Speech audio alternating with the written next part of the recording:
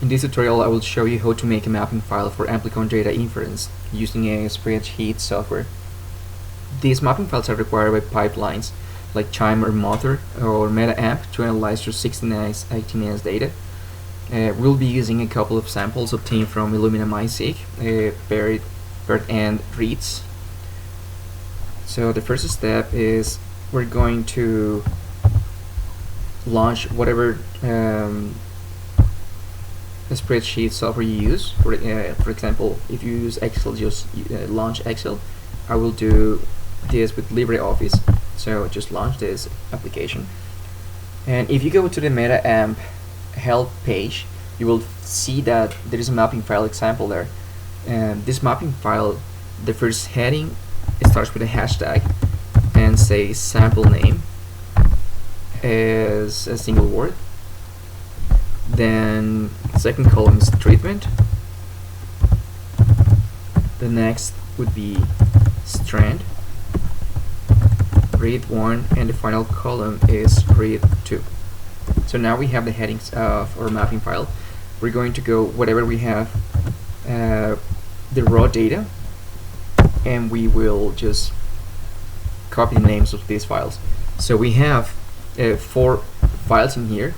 These 2 files belong to the same sample. The only difference between them is the R1 and R2. That meaning the R1 is the forward read and the R2 is the reverse read. This is the way we get the data from Illumina as compressed files. So we need to decompress them first. So just right click and just decompress them whatever, using whatever application you use. So just extract them, and we're going to copy just the name, including the extension of the forward read for the first sample in this case. So now we go ahead to our spreadsheet and just paste the name of the file. I'm just going to expand the width of the column just to make it more readable. Go back to the folder and copy the second file's name and paste it in under read 2. Make sure that they are correctly placed. This R1 should be with read 1 and R2 should be under read 2. Now once we have that, just do the same for other samples.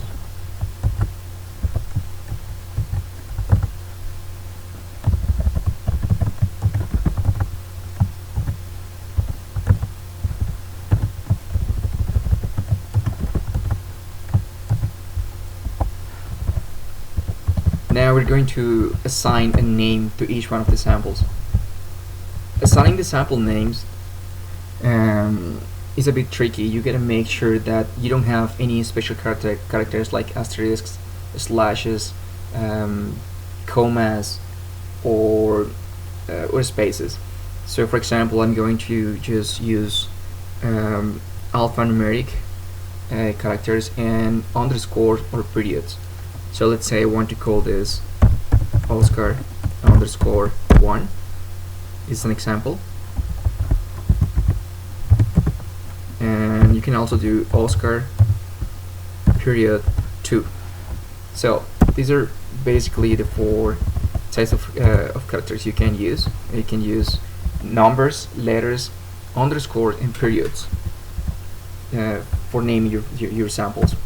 For treatments, let's say these 2 are controls. This is a control and this is a treatment. For strands, just add a plus symbol in both of the rows, and the mapping file is ready.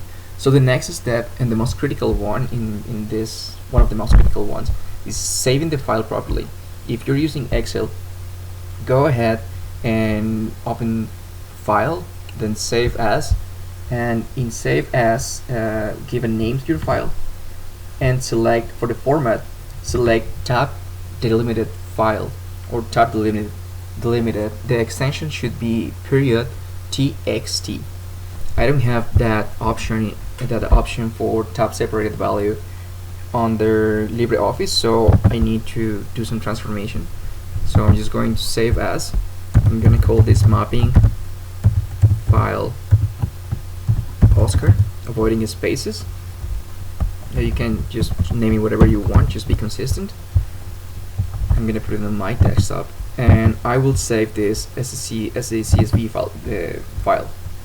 Just click save, and in field delimiter, change this into tab.